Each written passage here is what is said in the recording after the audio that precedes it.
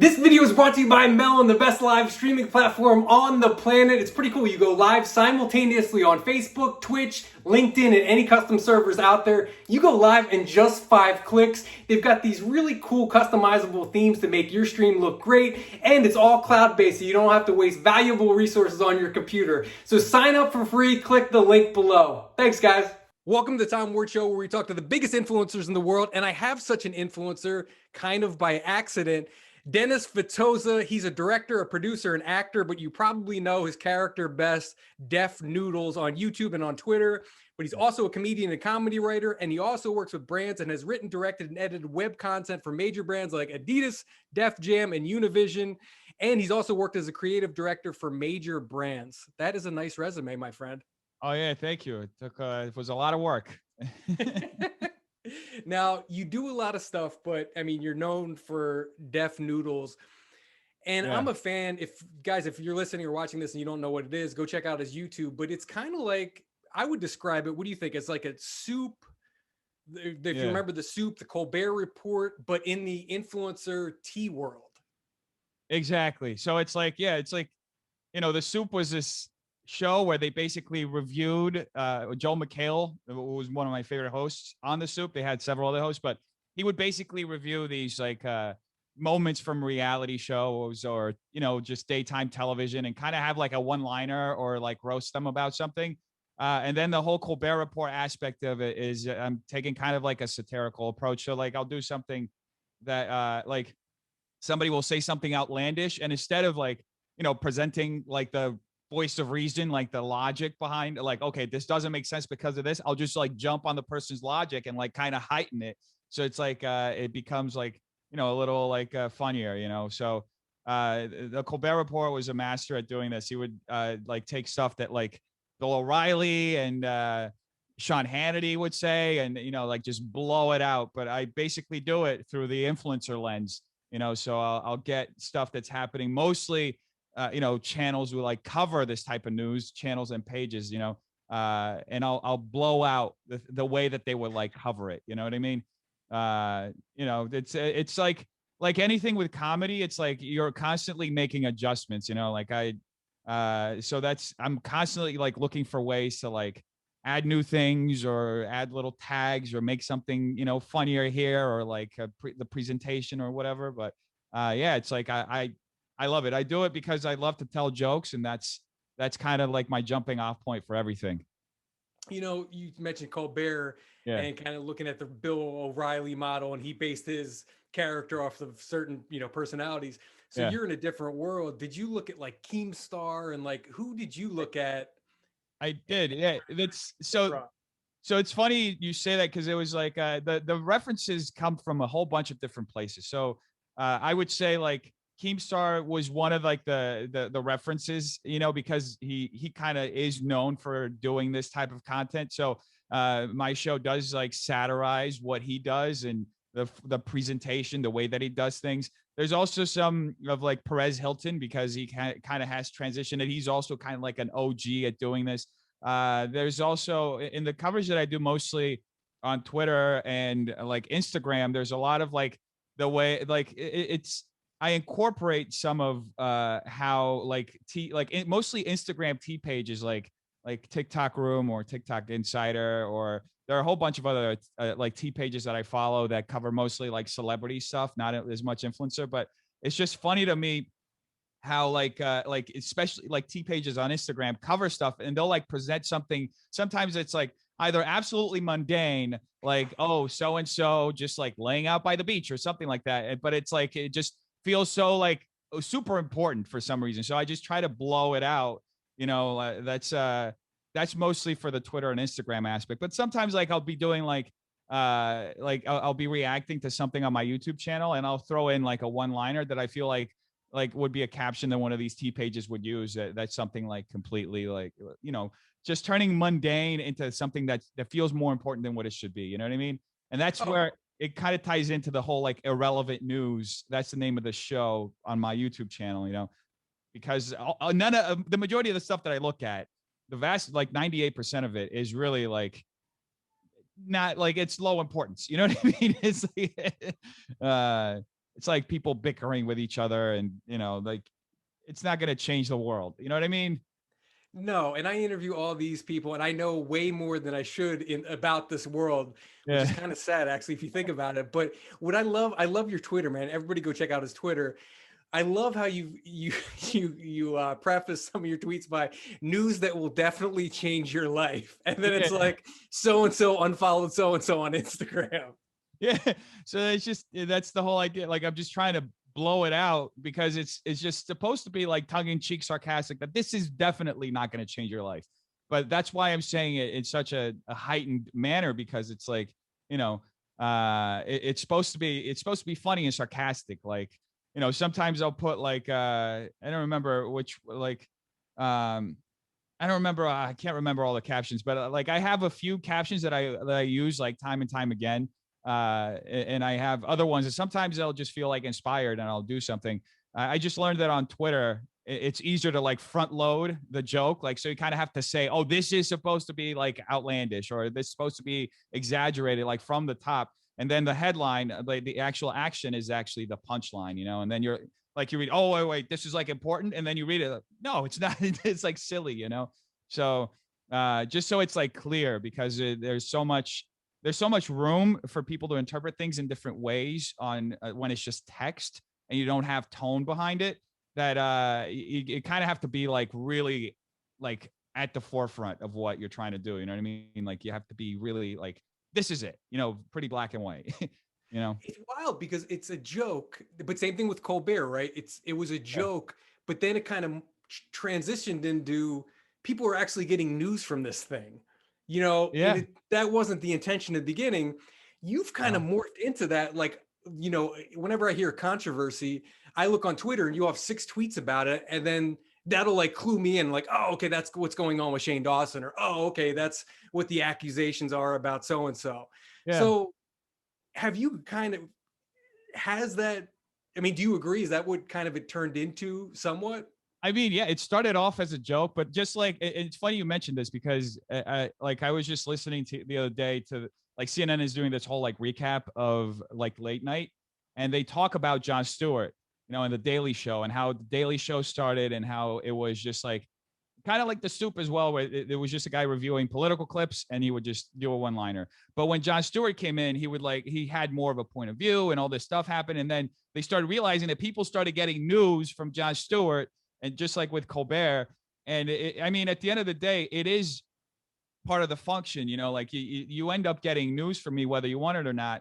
It's just the point of view that you're getting it through is a satirical point of view. So like, it doesn't change it. I'm talking about the news. That's the topic that I talk about. So, like with anything, you'll have like supplementary uses to it. You know what I mean? Like you can watch an influencer, like, do a mukbang, right?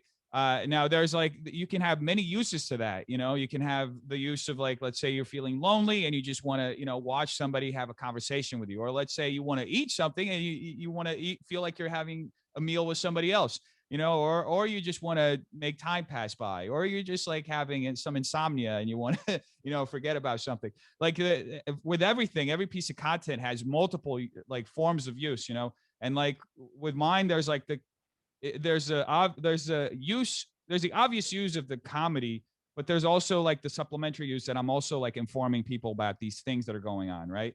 Well, that's what's wild is, Yeah, so you could have done this. You're a comedian. We'll talk about that too, and your influences and stuff, because I yeah, always love talking to comedians.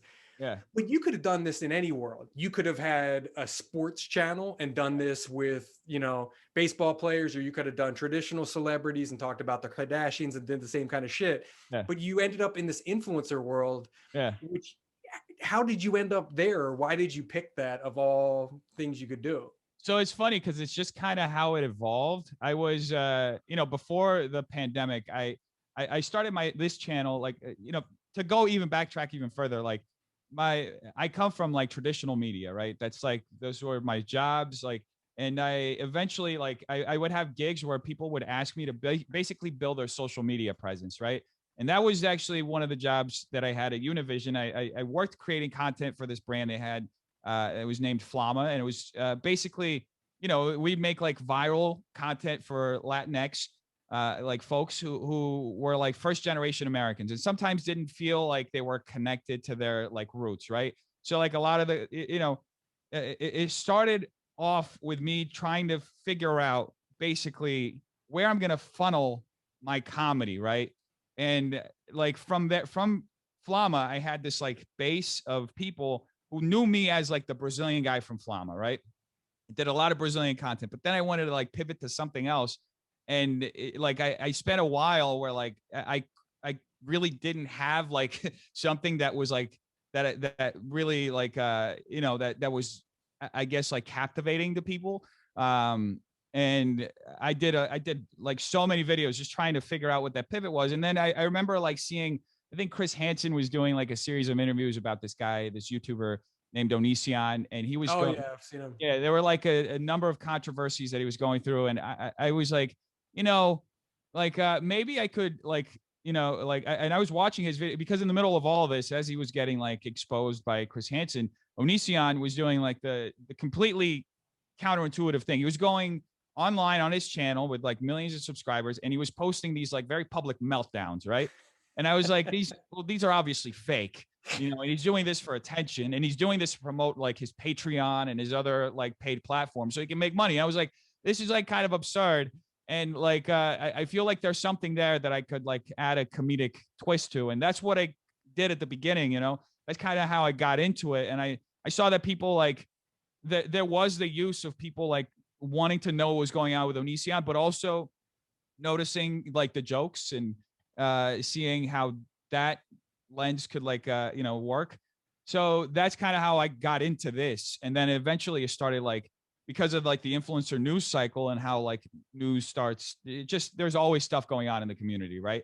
So I just started like looking, okay, so like this thing's kind of done with Onision, like who else could I cover, like, and what can I add a comedic lens to? And then I started covering like so many people that like it got kind of crazy. And I still do cover a lot of people. I think I do like on average now between 20 and 25 Twitter posts a day, which is just like it's a lot. It's a lot. Do you schedule them or are you just dropping them right? Nah, they're like real time. That's Wow. it's usually like real time. I do want to like I do have a lot of ideas on the other things that I want to like do to content that I want to explore and add on the Twitter and Instagram side. But I'm just one person right now, so I'm like kind of building everything out myself before I'm able to explore these other sides. But yeah, that's how I got into this whole like influencer thing. And it's funny because I guess, there were the T pages, but they mostly focused on the TikTok side, right? TikTok already kind of had this culture of these T pages, and the T pages on YouTube mainly did the coverage on YouTube, right? They would talk about the scandals, and they wouldn't do like the big like mashups, like maybe they do it like once a week, but they wouldn't do like the big overviews like I do on my channel outside of Keemstar, but he doesn't post like daily either. So it kind of like brought, and I noticed this at one point, it kind of like, it brought like almost brought everything to the forefront. Like the fact that I'm covering this every single day and like minute to minute, second to second, it's all like breaking. It all just happened. So-and-so posted this, just deleted, and it's not just specified to one community, but it's like all of them. It kind of like brought everything together, and it kind of made it like it almost feels like there's more going on, you know what I mean, at least from my side, because I think back to like last year around this time, it was like Shane Dawson and Jeffree Star were getting like just a lot of stuff was getting dug up about them, and they were basically going through their like cancellation, like you were having clips of Shane Dawson and doing things that were completely inappropriate, but that was like, it was a news cycle that lasted like 2 months, right? And nowadays it just feels like it's sped up so much, where like it's almost like outside of the David Dobrik thing, which lasted like close to a month, but that's mostly because they kept putting out statements. But if they hadn't put out a single video and hadn't addressed anything, I think that would have lasted like maybe a week or two.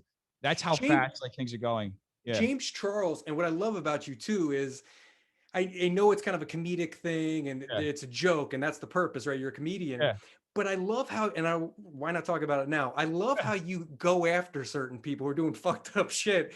And I love how you've been attacking James Charles and you haven't let up. And to go to your news cycle, that's Yeah. not a story that's here today and gone tomorrow. Shit, this has been going on for months and you've been Yeah. covering it for months Yeah. because it's easy to forget about it. It's easy to forget about, hey, wait, he's doing fucked up shit and has for a while, and he's grooming kids and he's sending inappropriate shit to minors, and let's not forget about it. So you're Yeah. also kind of bringing your point of view and awareness to certain topics that you think are important. Yeah. And like, and the thing is that with James Charles specifically, like this started like back in like August or September, right? That was like the first like 15-year-old kid that came out and posted his video.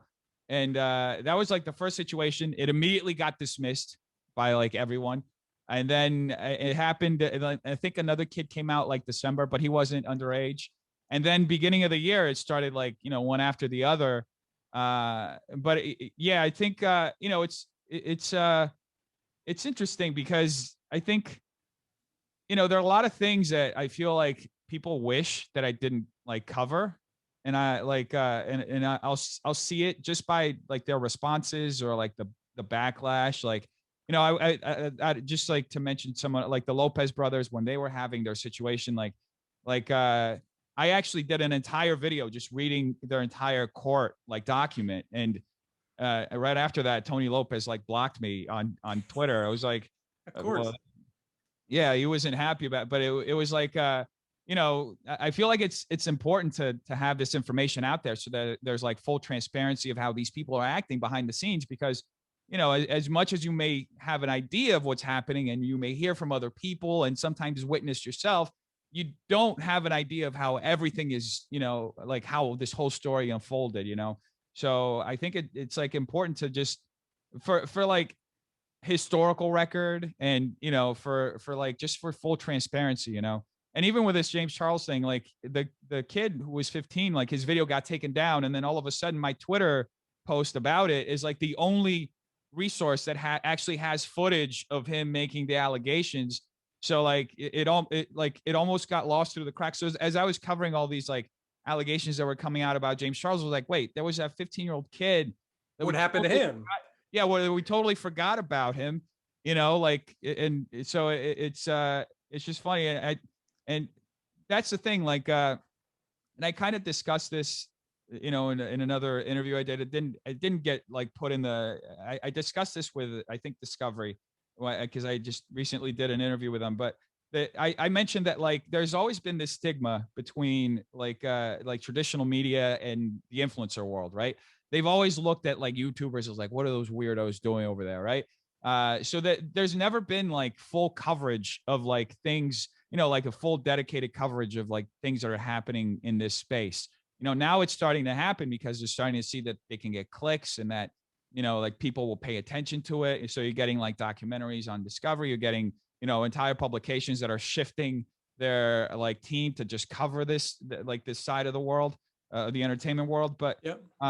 It's like, I feel like it'll be good as far as accountability goes. But at the same time, I think a lot of audiences are like, because they're on the younger side, they're not ready to understand what that's going to mean. Like to see their favorite person to be like, imagine you're like 14 years old and you like idolize this person. All of a sudden you have these allegations that you, as a 14-year-old, you can't even understand what it even means. But then it's like, then as a 14-year-old, you're like emotional. You want to go defend them, and you have this whole army of people. It's just, I feel like, but so what? So that happens. It's been happening forever, right? If you're a fan of a baseball player who, was drunk driving, or a fan of an NBA player who ended up beating his wife. Yeah. So that shit happens really everywhere. It does. Yeah. Yeah, you're right. It's just interesting to see it because I just feel like it's still kind of new in this space because it was. Oh yeah, definitely. It was so like it wasn't a space that was taken very seriously, and people didn't really like take the, but now you have like Logan Paul boxing, Floyd Mayweather, you have all these guys are getting mainstream coverage, you know, and you have like Haley Bieber starting a YouTube channel and posting twice a week. You know what I mean? So it almost like, I feel like this shift is a lot due to the pandemic. Like people just lost their, like they can't go out and do all the stuff they were doing. They were like, okay, I'm just gonna do my home business, or they started consuming more digital content. They were like, wait, this Minecraft YouTuber is getting 20 million views for like just playing a video game, and like you know, so that's I think that a lot, the pandemic has changed a lot, and I feel like it pushed everything more to the digital side even more, you know. It like accelerated that, which is very interesting to see. Yeah. What do you think? Because you are kind of a guardian and definitely a member of this community now. When again, it started this, it's so funny to me, kind of how this evolved, how you've evolved, because it started out Yeah. as a joke and it's still very joke driven, but Yeah. you're also kind of a watchdog and calling people out too. So you started out kind of like, this is such a ridiculous world, you know, look at Well, these assholes, I, to I now have like, I have to say the thing about the watchdog thing though. I don't consider myself a watchdog, and I mhm, do have to mention one thing. The like comedians, like the whole art behind comedy is like it stems off of calling things out, right? So like I've done improv for like literally like over a decade now. It's one of my favorite things to do, like long form improv. And one of the things that you do in long form improv is like you have, if it's a scene between two people, you have somebody doing like weird behavior, and then you have the voice of reason, right? And the dynamic is basically the person does the weird behavior, and the voice of reason like calls it out, and you're like, you're doing that weird thing again, and the the person just straight like, guy. yeah, You need a straight guy. exactly, yeah, yeah, the straight man and the character. So and then from there you like heighten it up, you know, like you rest the game and then you heighten it and you keep. So that dynamic has always happened with comedians. Like if you even think about it, like Bill Cosby's allegations like first came to, how did they come out? Hannibal Buress cracked a joke in the middle of New York Comedy Festival, and that started Bill Cosby's cancellation. And so Wow. comedians, yeah, comedians have like traditionally always called out, you know, like the flaws. Like you think about Chris Rock, his entire, all his bits. You think about Dave Chappelle, all his bits, you know. So it's always about calling something out. But like George Bernard Shaw has this quote. He says, "If you're gonna tell the truth, you better make it funny." Right? It's paraphrased it a little bit, but that's like Great quote. that's the quote. Yeah. So that's why I feel like it goes like hand in hand with what I'm doing, because I am calling a lot of people out and I am exposing a lot of things. But I'm, you know, the whole object behind it is to, for, you know, it's like a conduit to jokes, you know. But it ends up having, like I said, supplemental like uses, you know. So, I mean, let's talk about comedy too. I love talking comedy with people. Yeah. Like who you mentioned, I heard you in another interview talking about Carlin and Andy Kaufman and, you know, Yeah. other Yeah. people. Do you think some of that's, and Rodney Dangerfield? I heard you talk about that, and you I made a love that. reference, Yeah. but probably I thought about it. Probably most of your audience didn't get it, right? But your Yeah. core fans, the fans of actually you, Yeah. all about it. Is that kind of how your audience is? Is there like a strong base of followers of you, the comedian, the person, and Yeah. then there's kind of the other ancillary people who follow it? Like I said, they're like different uses. So people will use my page for different reasons. Every so often, I see a comment that's like, why does he keep saying why is he so sarcastic all the time? Why is just like and like somebody explains in the comments like, oh no, this is like the whole thing. You know what I mean?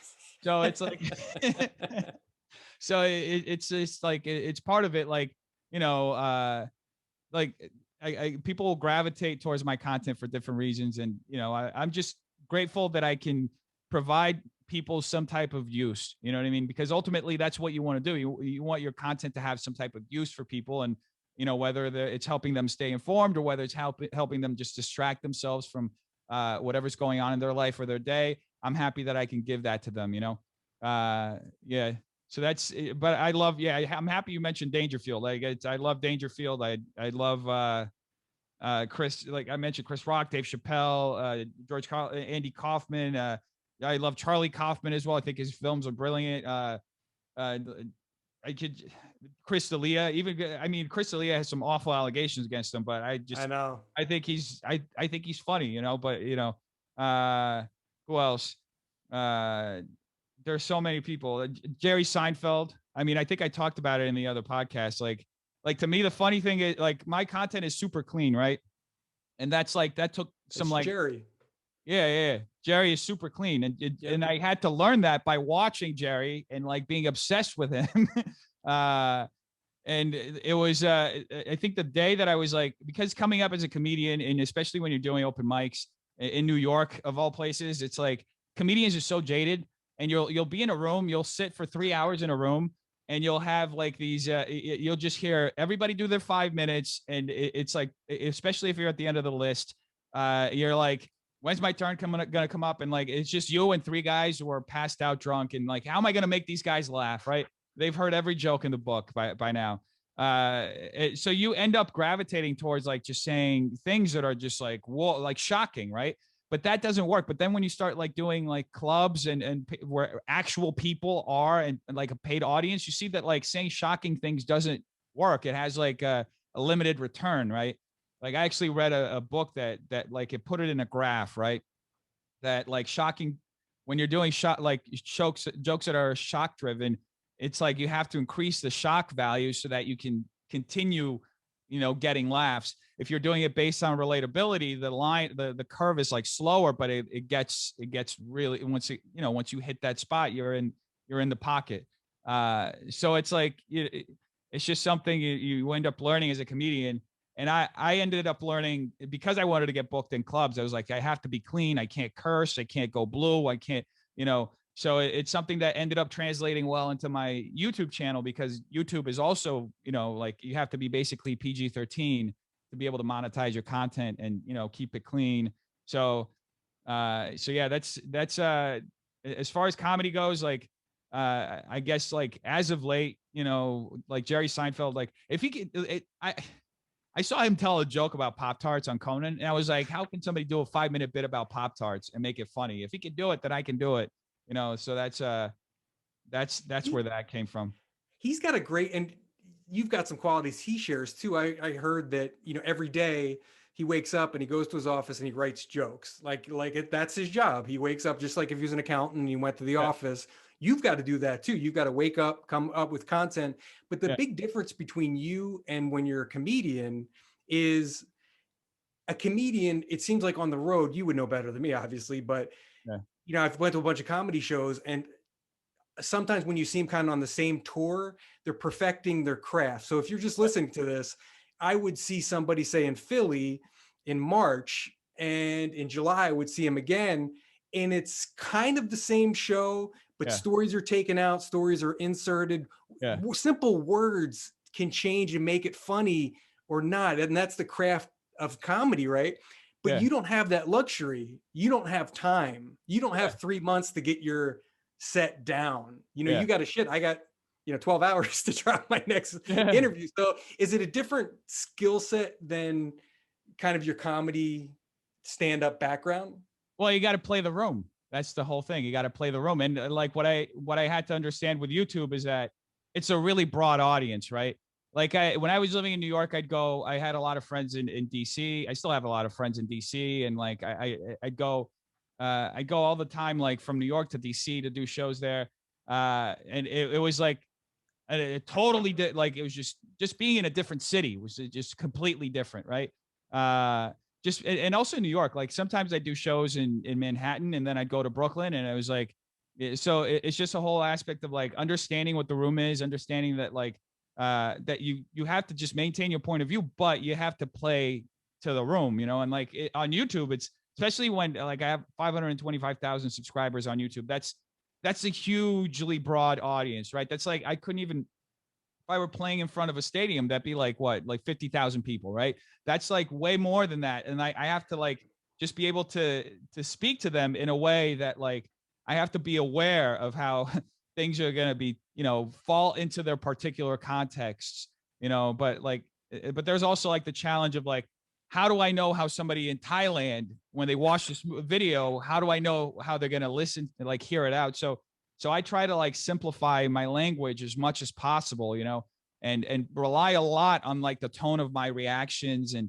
I try to not use like big words, but sometimes if I do use a big word, I use it like as a joke, I'll misuse it, and I'll always throw like little things in there to get people who will get it to just, like sometimes I'll go through, I'll just looking for that comment of that one person who got that little thing that I put in there. You know what I mean?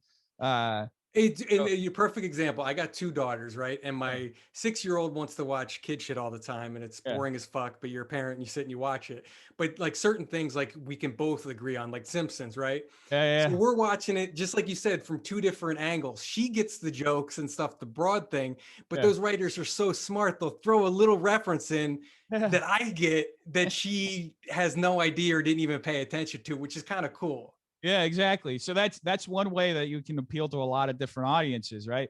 You can keep your content broad, but you can always put like a little thing. Like I one way I did it like recently on Twitter, and I think the only reason why I remember this is because I love Chris Farley, but it was like I wrote this the caption for like covering, I guess, Jeff Wittek was like talking about how he like ended his show, his like Jeff's barbershop show, and I was like, and then in the video he moves into like a van or something. So like I wrote out like, oh yeah, Jeff ended his Jeff's barbershop show and he moved into a van. Unclear if he's like living down by the river, By the river. Yeah, because there's that classic Chris Farley sketch, the motivational speaker, that he's like in a van down by the river. Like it's just, I love that sketch so much. Well, So it's funny. You're right. If you look at the influencer audience, they may not even know who Chris Farley is, yeah, which is yeah, kind of scary as an older, Chris Farley fan. But yeah. it's different generations. They might not forget the joke. They might not even know who the guy is, which Oh is yeah. wild. Yeah, I mean, I saw this when, and I at one point I felt compelled to like test it out, and I wrote this like Rodney Dangerfield line, like I don't get no respect, which is like the most like, it's probably the most well known line in the history of comedy. Anybody who's ever been to a comedy club or ever watched anything like knows this, like knows that he was known for this whole thing. So I just like tweeted that out one day with no context, just to see how people would react. And like I would say like about 80% of my audience like got it, got a bunch Oh of like wow, Rodney Dangerfield gifts. Yeah, like the nice. but then like you always have the people who like don't understand it, or like were like confused or like felt bad for me. Like, I later like explained.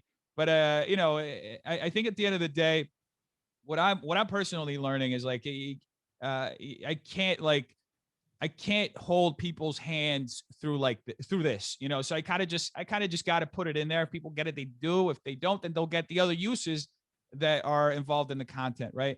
Like with that Chris Farley thing, there were a couple people in the thread who were like, "Yeah, I got it. I love the Chris Farley reference," and that's why I did it, just so that those two people could say that. Uh, but yeah, there's like I love it. It's how I think. Like I can't I think I grew up mostly watching comedy movies, mostly like doing impressions of these comedians that I loved in school, to the point of annoyance that kids thought I was annoying in school, because instead of like when I got like picked to read something out loud in class, I would do it like Jim Carrey, or I would do like this, like, how when Mike Myers would do like his awful like English like accent in Wayne's Austin World, like, Powers. Oh, yeah, in Wayne's World. Not in Austin Powers, he sounded good, but in Wayne's World, he would do like he did like an awful impression, I think, at one point. And I would do it like reading it. Imagine like you're doing like Shakespeare, and like your teacher asks you to read Mercutio, and I'm reading and I'm doing the entire thing. I just remember kids and can you stop? Can you please stop? But yeah, I've always, yeah, it's the way I feel like it's just the subject matter ended up happening, I guess, as a result of everything. But like, I couldn't make any other type of content. It's just the way that I think and I see the world. and I think the other reason I love your videos too, and I think you're successful, is the format. Yeah, It's an 8 to 10 easily digestible yeah, time, right? You yeah, could kind of have it playing in the background. You don't yeah, need, you can watch it and get every joke and fully, or you can just kind of have it on in the background and, yeah, get the story or get a joke here or get a joke yeah, there. And it's so rapid fire. The pace is so fast that it keeps people's attention.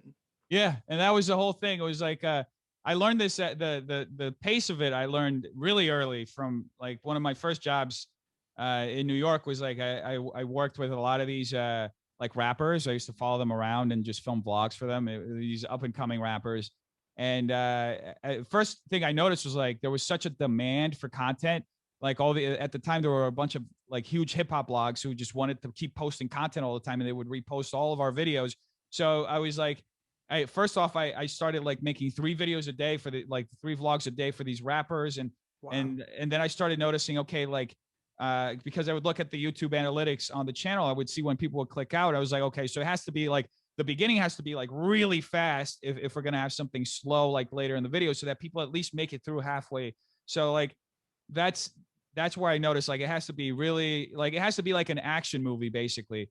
And you know, since my show doesn't have like room for applause or laugh breaks, you know, it's not like in the soup they had somebody who was there, like you know, they had their producers laugh and stuff, but I don't have that. I don't have like an audience studio, so I don't have time for that. If I did, then it'd be a different story, but since I don't, it almost like it almost has to be where I cut right after the punchline, and like somebody may get the joke like 2 seconds later when I'm already on another joke, and that forces them to go back and like have to listen to it again.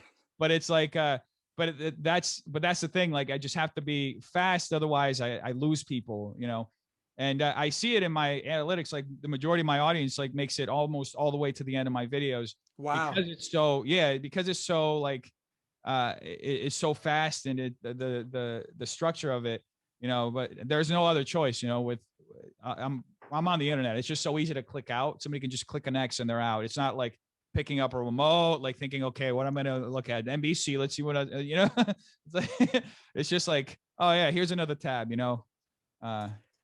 Yeah, and it's hard. I mean, for a guy who has like a 45 to an hour minute podcast, it's hard to keep people to the end, right? But you look at the watch times, and the watch times are fucking ridiculous. You know, if you look, but if you look at it as a percentage of the video, it's not always good. It's like, fuck, they only watch 60% of the video, but then it's like, well, shit, but they watch for 40 minutes. You know what I mean? So it's like, that's still pretty good. It is. It's I think that's what's good about long form content too. And that I feel like it is also changing. Like there's like people are getting more like podcasts in general are getting people more used to just sitting and like kind of digesting content more like in a conversational manner. It's more dynamic as well. Like I'm having a conversation with you, we can go back and forth and like say things and add to what we're saying, versus like me just sitting in front of a camera talking by myself. That's like a lot harder. It has to be faster paced, you know. But you know, but on the opposite side of that, you have like Twitch streamers who stream like 6 hours a day and have like consistent like 60,000 viewers. So I do feel like there's like a shift on like people's attention span going on, you know.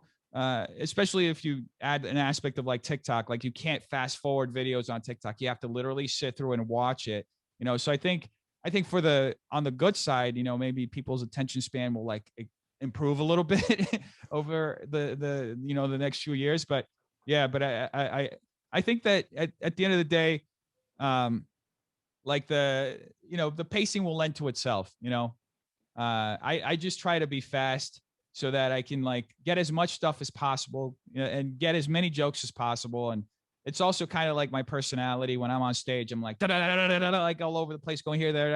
I don't like I don't like giving people like room to like you know, just stop and like ruminate about their problems as they're watching my because like you know, especially if I say something that's like super dark. You know, if I crack like a really dark joke and if I take a pause, like a long pause afterwards, then like you lose your entire audience. That's funny. Yeah, I never thought about that. Yeah. You mentioned podcasts. Every influencer has a podcast now, and I've been listening to some of them. Like I'll interview an influencer and they have a podcast, so I'll check them out. And I'm not a comedian. I don't know how to write jokes, right? But I can recognize whether the content's good or it's funny or not. Yeah. And a lot of these are fucking god awful. And talk about the plan and the work that goes into it, because it seems like a lot of them just turn on the mic and go, hey, let's talk about the first thing that pops in my head. And it's not funny, and they're good. They're known for being good looking sometimes, which doesn't translate to audio. So you can't, they don't have the benefit of being hot, you know, having good abs or whatever. Have you found that? Have you found that like a lot of people are just kind of winging it and hoping their fans will listen? It doesn't seem like there's a lot of work going into them. I mean, I think that a lot of people are just getting like opportunities for one reason or another, and they're trying to figure out different ways to monetize it. Some things going to work, you know, some things are not going to work. I always think back to like to I guess Zoolander, right? Like I love that movie. you wouldn't have Derek Zoolander host a podcast, right?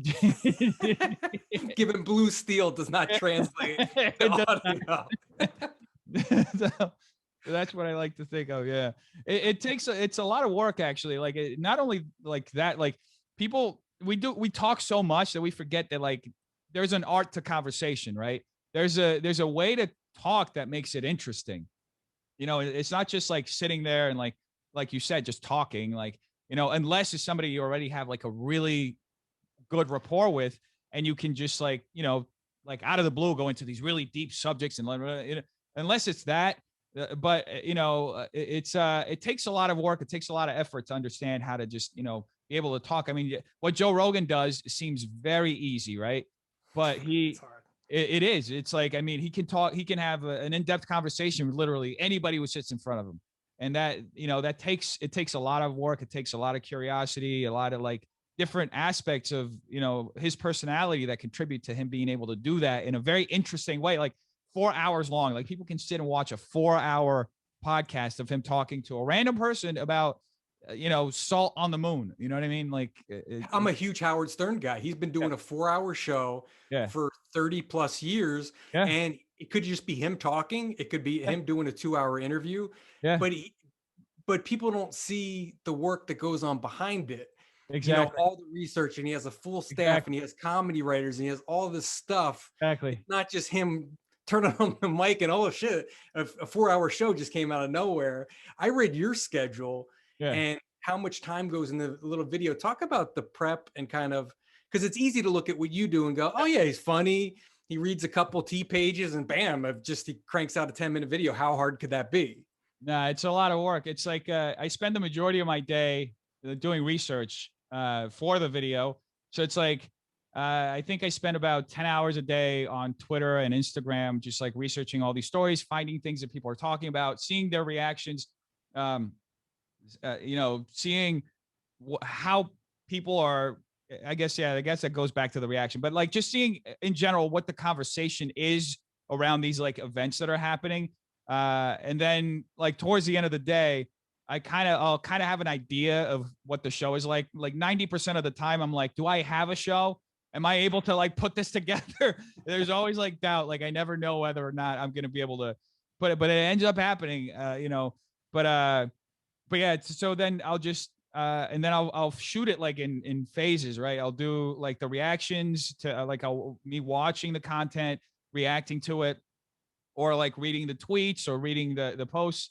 And then I'll edit all of it together and then just do my like jokes and commentary on top of it, and focus mostly on like one-liners if I can. And if something really like is inspiring, or if I'm going off of a tangent or building like a bit, then I'll go and I'll go further into it, but yeah, like the majority of my day is actually the research, and then I spent like about 10 hours researching and then another 6 hours making the video itself. Holy So shit. yeah, so it is a lot of work. Like Every day too, right?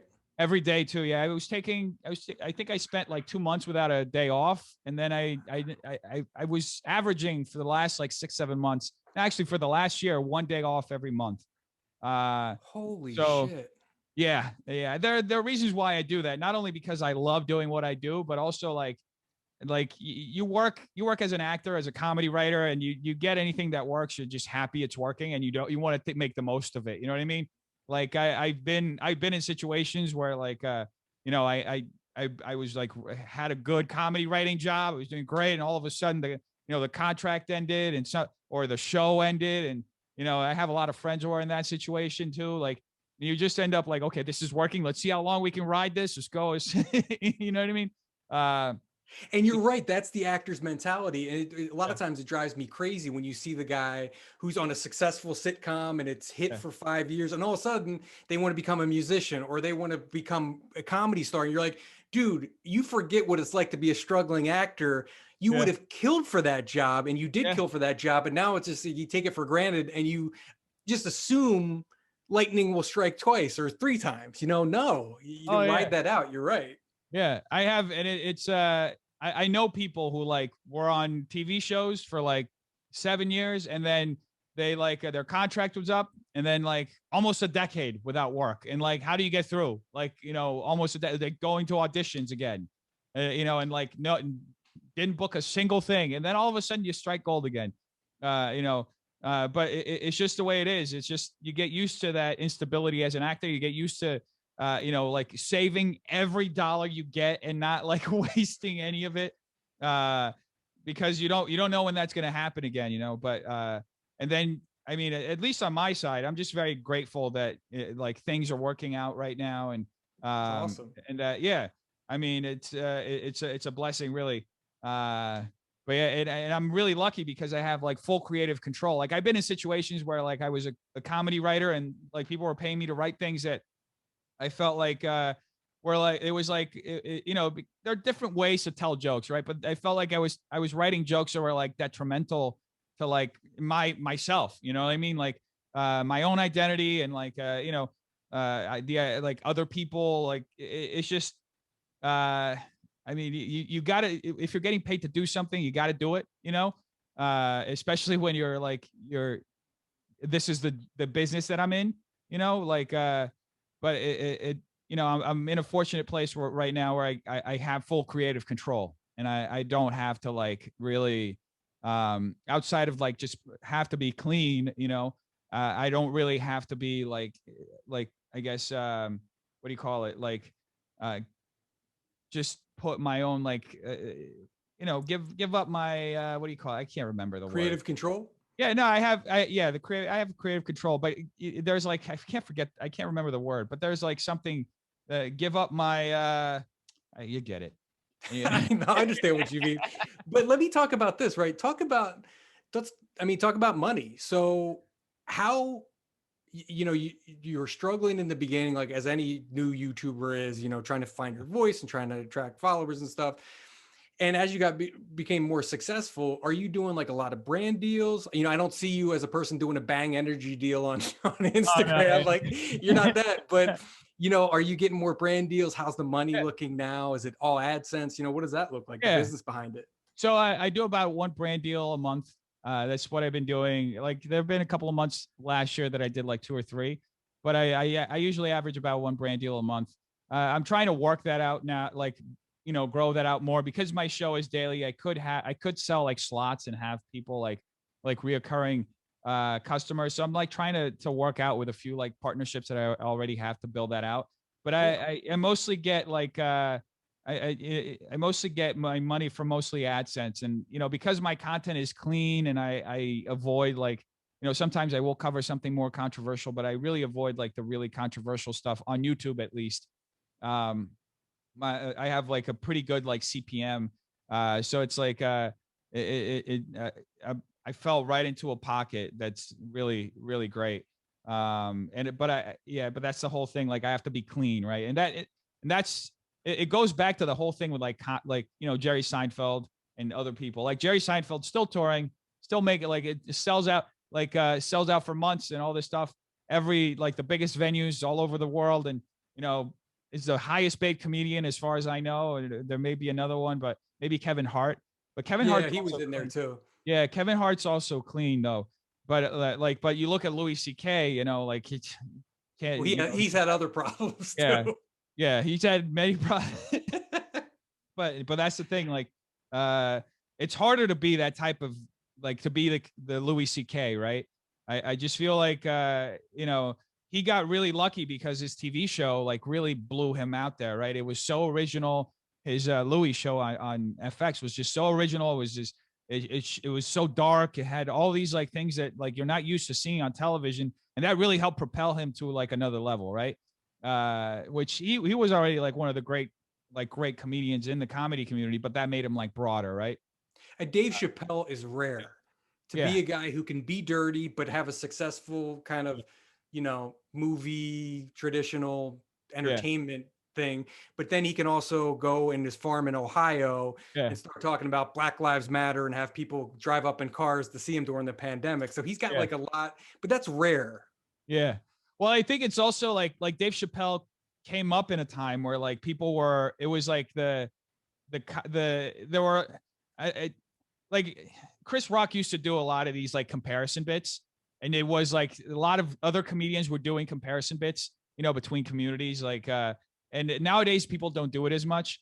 But Chris, like Dave Chappelle, had more of like an incisive like point of view to that. Like he would almost like put it in stories, right? Like Great storyteller. Exactly. So that's the thing. Like, I feel like he's like because but it's like weird to say he comes from like another age, and it's just he's been doing it for so long. He started when he was like 16, right? 16, 17. He's been doing it for so long that he's been through all these phases in comedy, and now he's like, that's why he's a master, because he's been doing it for like decades. He's seen everything. He's I love Dave. Like Killing Them Softly is like my favorite. Yeah. Is that the one where he's wearing like the jean shirt?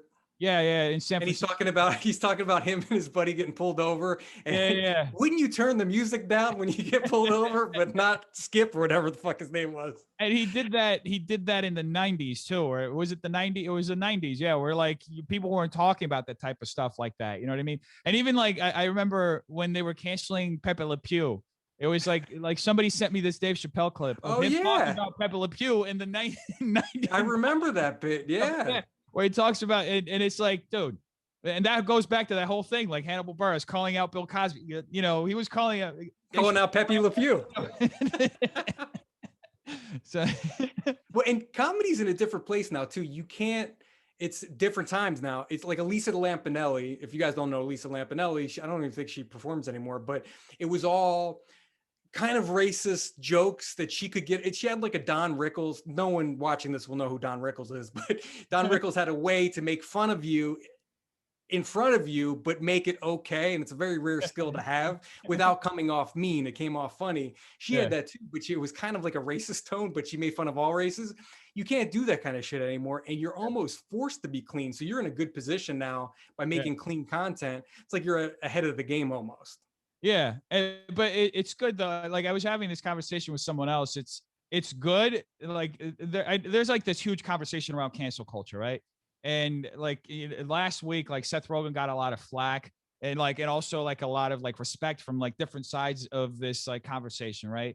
Because he said that like comedians should just like own up to their offensive jokes and like apologize and move on. Basically, paraphrasing him.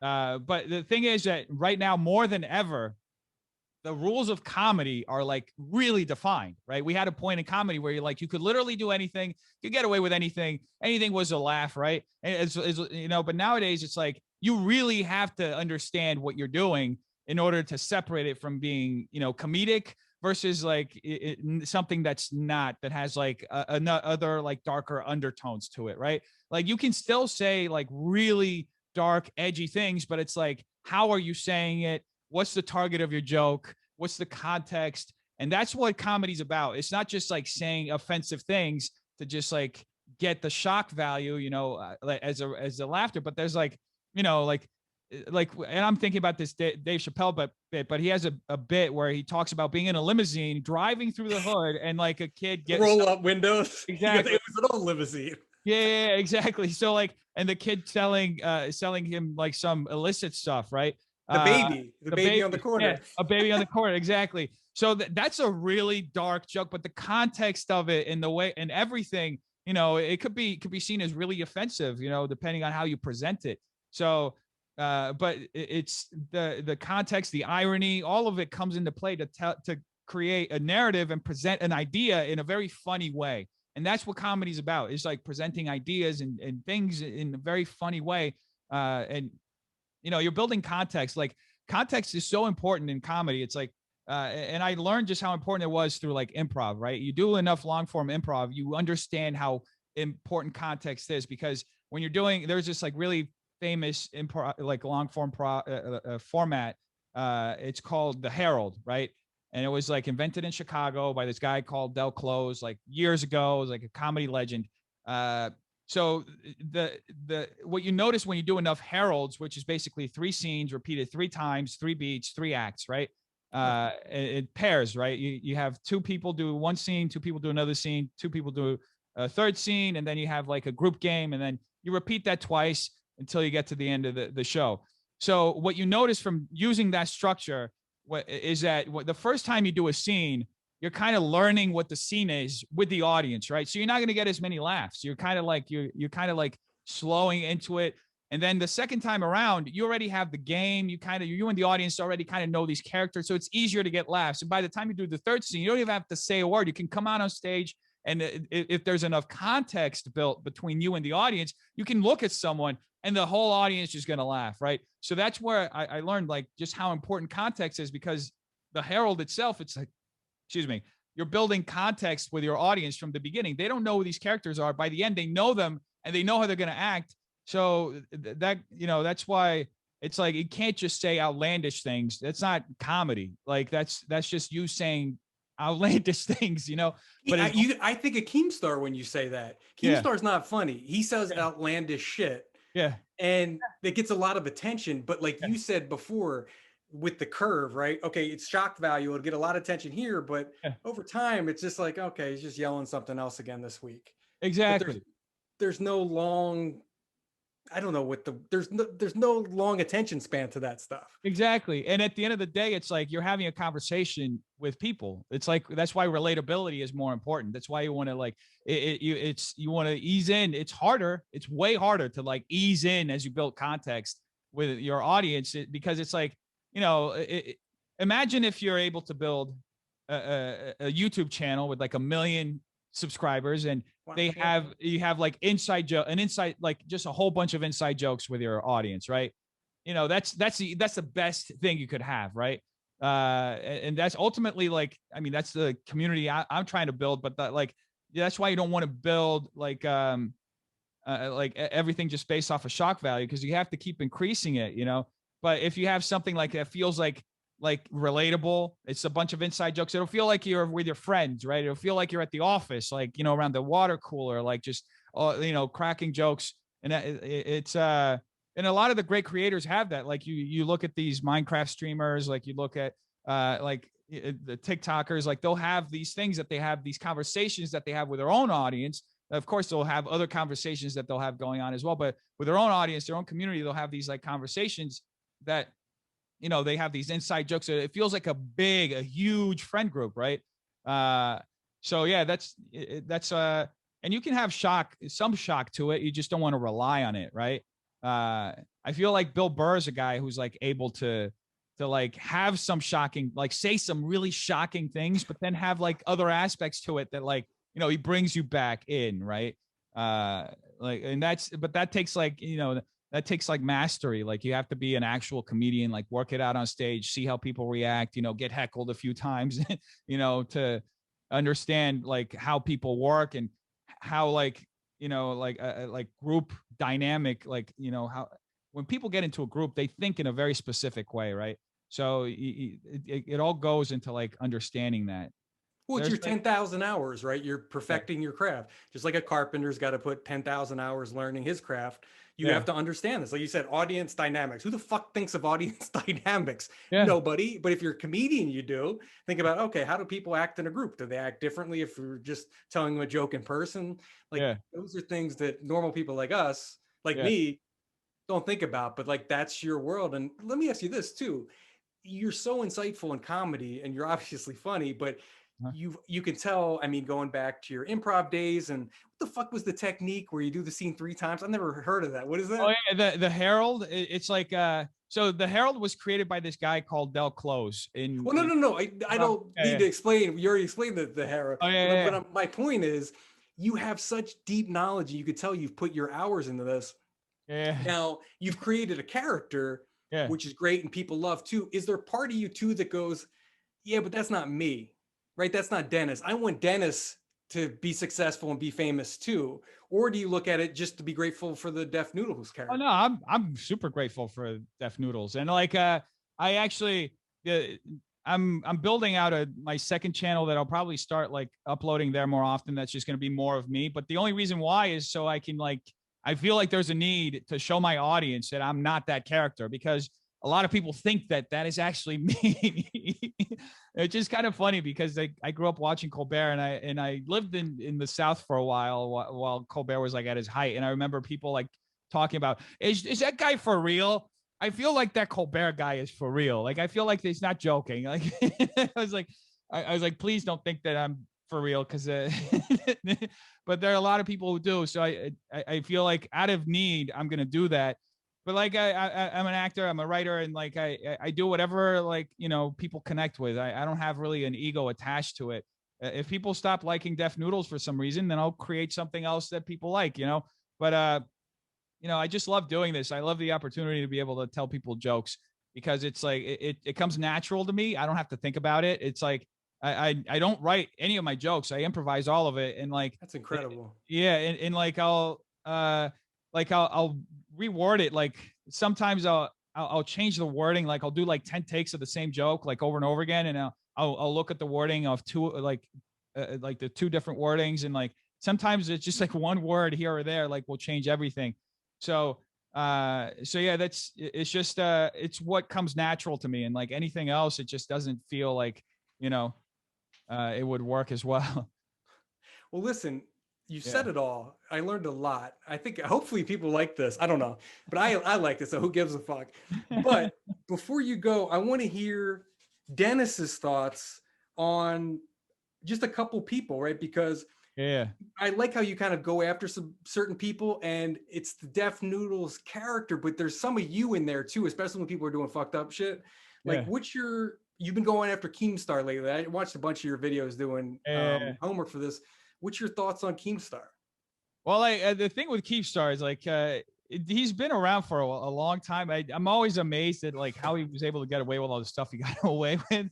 I've had conversations with like people behind the scenes, like people who's been in this business for a while, and I've seen all the stuff he's done.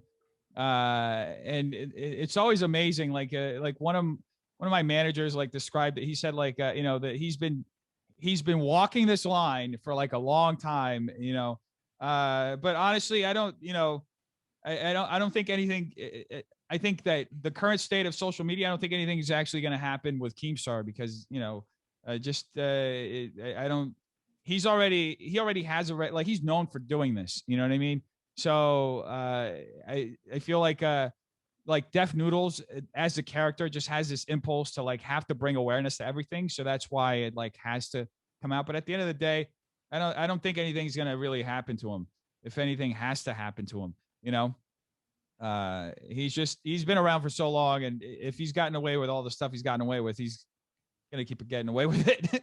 Well, and I think he's a jackass. I mean, that's me personally, but I got to give him credit, right? He's got more followers than I'll ever have, and he's built and maintained an audience for a long time, and Yeah. that ain't easy to do. So my hat's off to him, and Yeah. he knows how to work it, right? He knows how to walk that line, be shocking without getting canceled. So, my hat's off to the guy for being able to Well, pull this off for so long. he's been canceled. I mean, he was in 2016. He had a pretty big had a pretty big scandal where like his friends turned against him and like made a lot of negative videos about him, and he went through a tough time where like it almost looked like he um his channel wasn't going to do as well anymore. But he got lucky because iDubbbz at the time like made a video exposing Keemstar's friend. It was Leafy who like had like backstabbed Keemstar, and it kind of helped everybody get back and like kind of help him restore some of his reputation in the community. But it's I don't know, the dynamic of YouTube itself and like how the communities like break down. It's I don't just this just I feel like it's appropriate to say this now because we're talking about this, but I don't think cancel culture actually exists. I think it's just it's a matter of like it doesn't exist in the sense that people try to describe it as, because nobody's truly canceled. Like James Charles he just went away for a while. He's going to come back in a year. It's going to be, it's going to be totally different. Like people will probably still talk about these allegations unless he goes to prison, which like Which I is a haven't. possibility. Yeah, but I haven't heard of any investigation yet. So I mean, but who knows? The FBI works in mysterious ways, right? But I mean, with David Dobrik, he's probably going to come back as well. Talk about David Dobrik too, real quick. So yeah, David Dobrik, I follow you. I try to stay up on this. What the yeah. fuck's going on with David Dobrik? I don't even know the whole story of why he's canceled. I know Jeff with the eye thing. Yeah. What else? I mean, just give me a summary of why he went away. So the whole thing with David, it started like last year when Seth, his somebody who used to be in the vlog squad with him, Seth Francois, made a video like discussing David's content, basically calling David out for using, jokes that were inappropriate, like inappropriate racial jokes, and jokes that also like he felt put him in harm. Basically there were two pranks that that Seth had not consented to, and he ended up kissing Jason Nash, right? So that those two pranks were massively viral, had like 20, 30 million views each. And then, that was kind of last summer. I actually covered it at the time. It got some traction. Like Trisha Paytas was also talking about it a lot. But that was pretty much it. Like, things kind of died down. And then beginning of this year, it kind of started, bubbling back up when Ethan and Trisha on the Frenemies podcast started talking about it again. And then they interviewed Seth, they interviewed Big Nick. And Big Nick also talked about like feeling bullied by the vlog squad. So that like caused people to go back and relook at David's content. And then from there, this insider article came out that they I remember that. Yeah, that basically had some very serious allegations against Dirty Dom, and it really put David and the way that he treats his content and the way that he treats the people who are in his content in like a different light, right? It almost stripped the innocence of everything he does off of his work, because then you have this very serious situation, and then you find out that David knew about it like 2 months later, took the video down and didn't tell any of his friends about it. So it just turned very serious. And then as that was like getting, that conversation was happening, there's another conversation that starts that's with, Jeff Wittega and how he got like hurt, and what happened with that accident. And at first it was just like rumors. And then I started getting like sent videos like nonstop of the accident, and like, which was it's really difficult to watch at first. And like,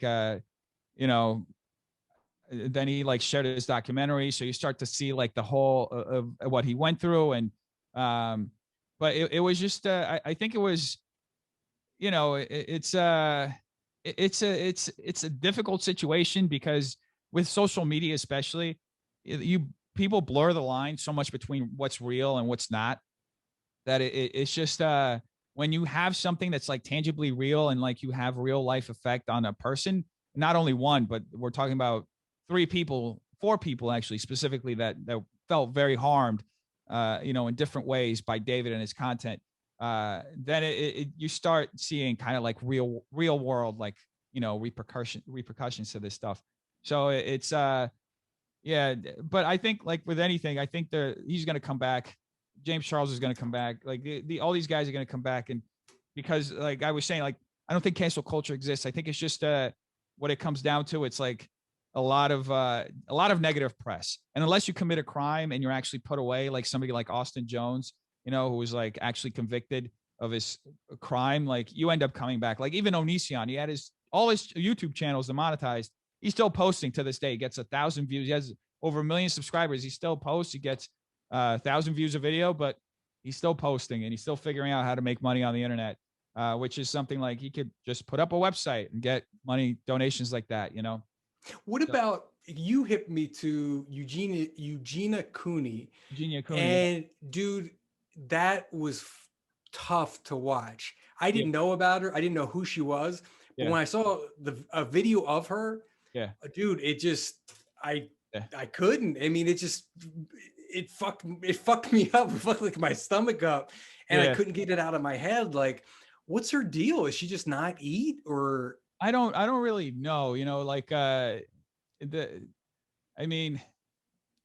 Dawson did a documentary about her, like getting really? help, and afterwards, he did a documentary after she went to like get help, and it seemed like she was like getting a little better, but it's it's a really tough situation. I mean, we see how she looks, right? We don't see anything else that's happening behind the scenes. We don't see like, like anybody will think from the way that she looks that she's not doing as well, right? So I mean, I don't really know. All I can do is like hope that she's in a safe place and try to bring the awareness to this situation and hope that, like something good comes out of it, But I mean, this situation has been going on for so long. It's been going on for like years that people have Oh, been wow. bringing awareness to her situation. And, to be honest with you, not much has changed. There was like a That's a little bit. shame, man. Yeah. There was a little bit with Shane Dawson where like it seemed like she was getting a little better, but now it like it seems like the cycle is kind of repeating itself. Social media and YouTube's so tough because it's happening right before your eyes. Like you're Yeah, seeing it, and it's just like fuck. it's in real time. It's like watching like thousands of reality shows with like happen at the same time, right? And like sometimes you get people like interacting with each other digitally. Sometimes you get them interacting in person, but a lot of the times it's just the person there in front of the camera, like interacting with their audience. So it's like, it's thousands of shows. And that's what I try to do. I try to like give like a rundown of like everything that's happening, like bring it all together because I used to have such a hard time like understanding everything that's happening in this world. And it kind of was almost out of that need too. Like be able to like see everything that's happening here right now, right in front of me, Well, Uh, and that's why I'm asking you these questions right now. And I'm pretty involved in this world, right? yeah, But I don't know because you get, everything's so short form. The content's so short. You'll yeah, get a TikTok about this, yeah, or you'll see, a T page post about this, but it's like, a one paragraph article or something. Like you yeah. don't. So explain Shane Dawson to me. Is he coming back? What did Shane do? I don't even remember. So Shane Dawson, it was like it was around this time last year that it was actually earlier than this time last year. So there was a guy, um, I forgot his name right now, but there were two guys who were friends with Jeffree Star, and they made videos basically like exposing Jeffree Star around this time last year, and they were talking about how, and one of them actually insinuated in their video how Shane Dawson was like Shane Dawson and Jeffree Star were part of like planning the cancellation of James Charles, right? They alleged this. One of them alleged this in their video. And this goes back to 2019 to James Charles being accused very publicly by Tati Westbrook of being basically a predator, right? Oh yeah, I forgot Yeah. about that. So that's that. So this person who came out last year with this live stream like said that Shane and Jeffree had a hand in convincing Tati to make the video exposing James Charles because they were like jealous of James's success and all this stuff. And one of them even mentions that like Shane was like really angry on the phone, like outside like they're an elevator, like yelling about James. And so all these stories start bubbling up, and like at the time the way the news cycle was working at the time, it was just like people would, when something like that would happen, people would just start digging, right? And they started digging through James's and not James, like Shane's and Jeffree's like entire past, and bringing up clips from like 12 years ago, bringing up clips of Jeffree at the Warped Tour, right? So they started kind of reevaluating their past of these two guys who had just like, and this is coming off of like at the end of 2019, Shane and Jeffree had just launched the Conspiracy Palette and had like a massively successful, Huge, like, yeah. yeah. Each video got like 30 million views. So they sold out on these palettes. So it's coming off of this, right? So they're reevaluating their past. And a lot of people are like, wait, we just supported all these guys through this whole thing, and they've been doing this messed up stuff for like this long, and then it's brought into like James and everything that happened to him. And at the time, a lot of people felt like James was wronged.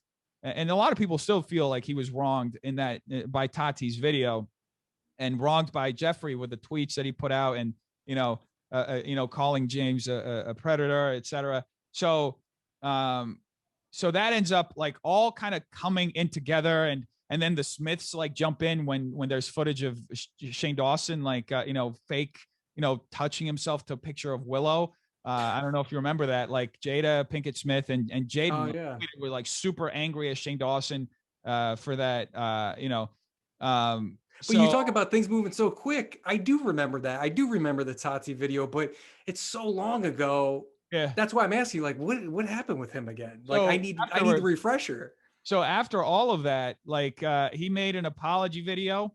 Actually, he made an apology post. He made like a thread on Twitter that he was like being very sarcastic and being very like in one of his that people absolutely like hated him for. But he says that James Charles, like he explains his role basically in this whole like setting up of James Charles, saying like James needed a piece of humble pie the size of the Empire State Building. I remember he posted this at 11 p.m. like Pacific time, and within 20 minutes he deleted it because of the backlash he got. And then he said, "Look, I'm not posting anything else." And I don't think he's posted anything else on his Twitter since then.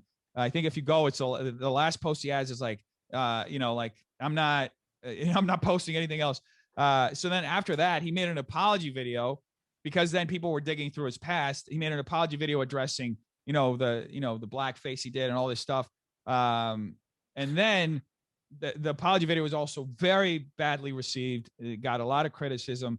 And then I think 2 weeks after that, Tati Westbrook made a video where she also like apologizes again for making a video exposing James Charles, and then blames Shane and says she was like gaslit and manipulated by Shane Dawson and Jeffree Star into doing all this stuff.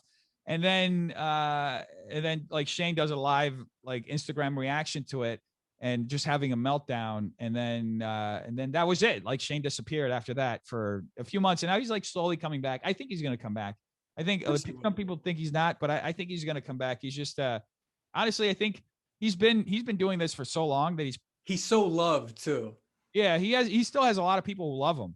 He does. He definitely, there are a lot of people who still hate him, but there's also, I feel like still a lot, maybe more people who still love him. Still very, very loved.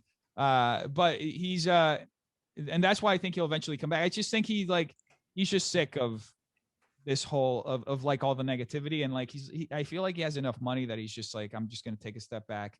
And so he's like letting his fiance build his own thing and like supporting him through that. And I think eventually he'll come back. And because when you're like, and you relate to this too, like when you make stuff for a living, it's like you go like so long without making anything, you're like, like I gotta make something. Yeah. So I imagine he'll eventually it's probably driving him crazy. You're right. Because there is that itch. Well, I haven't posted. I need to post something. I need some feedback. There is, you're a comedian, you're an entertainer. I remember hearing somewhere like entertainers have just an empty black hole inside that needs to be filled constantly. You need that constant validation to make you feel whole. And Shane hasn't had that in a long ass time. Yeah. Yeah. That, and I feel like at one point he was like, I'm done with this, because he didn't want any more of it, any more of the backlash. But I feel like eventually he'll get it. Just like I think Jenna Marbles will also come back. I think he'll come back eventually. James, we're almost out of time. I mean, we've been talking so long. This is awesome. But James Charles, give me a summary of James and why he's not in jail. I don't get it. I really don't get it. It's it depends on his victims, like pressing charges. I mean, I also think that, I don't have a contact at the FBI. I wish I did, so I could know if he's being investigated. But Def Noodles doesn't know somebody at the FBI. I'm shocked. But I'm pretty sure that with the amount of allegations that have come forward, and like I'm pretty sure that there's that somebody's looking into it to some extent. I mean, if they're not, then that's like gross negligence from our government, allowing somebody who has so many allegations against them. But I mean, I don't know. In that situation, I don't know, unless they're like criminal charges that are like filed against them at some point. I don't know what's going to happen. I'm pretty sure he's going to try to come back, because he's also like, he loves to make stuff, he's like, and he like anybody else, I feel like he's going to try to just come back and have a career again. Well, the thing I don't understand about him is people get canceled for way less. One allegation, people get canceled. Yeah. There were so many allegations, and Morph had to be like bullied to pull his line, because I'm sure James Charles is making a shitload of money for Morph. Yeah. It took a lot of pressure for them to get stuff off the shelves, where it seems like other people who have one allegation, the world comes crumbling down around them. But James has somehow avoided all that, and I just don't get why. Well, he kind of remember like the first time when Tati made those accusations and he was able to like vindicate himself. It's almost like he immediately got like a shield from all of that. That's why when that 15-year-old kid like first came out last August, it was like the first person who came out after he vindicated himself, like he basically saved himself from those allegations. And the kid was immediately like discredited. Everybody was like, "Oh, he's a clout chaser. He's trying to do this and that." And it was like, no, like, you know, even if the kid catfished James, this is like still a crime what he's doing, you know. Like how do you like not check a 15-year-old's ID? And like the kid clearly looked like he was 15, you know. So I mean it's a complicated situation because it's a crime, you know. It really is a crime. You know, all these allegations are criminal allegations. So you know,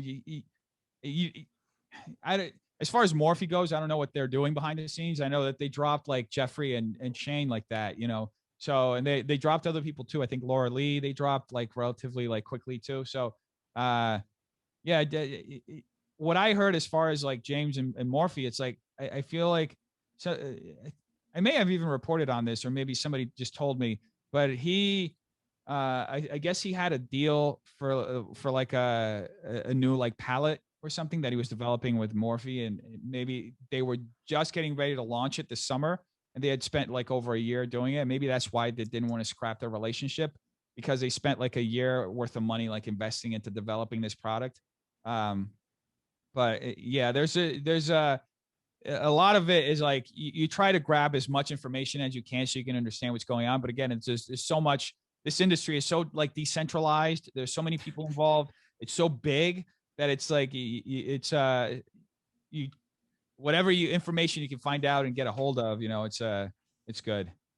Well, and I think that's a great place to stop because, and I just want to say, like, I'm a fan, and you are that kind of central voice, whether or not that was your intention or not, to really break down, like, hey, this is really what's going on with, you know, Keemstar or James Charles, but Yeah. you do it and you make us laugh at the same time. So I think you're serving like two purposes, right? Everybody wants to laugh, everybody wants to get the tea, everybody wants to find out what's really going on with this world. So, man, I just want to give you a shout out. I think you do an excellent job.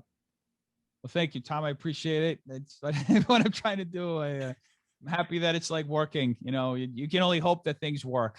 So I appreciate you having me. I've been watching your other interviews. You've like I looked back. Like I told my manager that I was gonna like be interviewed by you. I was like, I told him I was like looking back at all the interviews you had done. I was like, man, he's like he interviewed like the you know some of the biggest names right now, and I'm like, how do I even fit in this? You know, I don't fuck around, my friend. I don't bring on chumps. I only bring out the best. So you're in good company. So you're right there with him, man. You're in that world, whether you like it or not. You're gonna be at VidCon one day, talking to teenagers. Well, I definitely appreciate it. I think you also have a terrific show here, and I think it's a you know terrific service to be able to present people the way you present them in like these honest conversations. So it's great. Thank you so much, brother. Yeah, I appreciate it, guys. Subscribe if you're still here. I don't know what the watch time is. I don't know if anybody's still around, but if you are, thank you for still being here. I appreciate it. It does great job for my watch time and gives me a good CPM. So thank you very much. Make sure you subscribe all summer. I'm dropping videos every week, every